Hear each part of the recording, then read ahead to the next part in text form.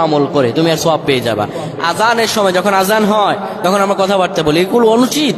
আপনি আজানের সময় আকাশের দিকে তাকিয়ে একটি দোয়া পড়বেন, এই দোয়াটি আমরা অনেকেই পারি।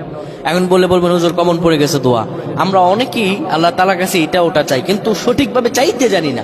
সঠিকভাবে কোনো ব্যক্তি যদি চায়, আমার আল্লাহ তাকে দয়া করবেন। আল্লাহ বলেন, বান্দা উদউনি আস্তাজিব লাকুম, আমার কাছে চাও আমি আল্লাহ সব দিয়ে দিব। সুবহানাল্লাহ।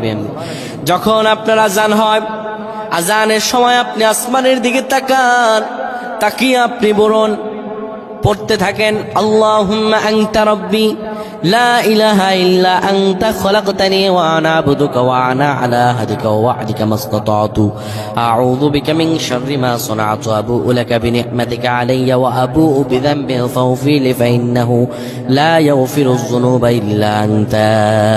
এই সাইয়্যিদুল ইস্তিগফার আপনি পড়েন, ইনশাআল্লাহ আল্লাহ সব দোয়া কবুল করে আপনাকে কবুল আর মঞ্জুর করে নেবেন। পড়েন আল্লাহু আকবার।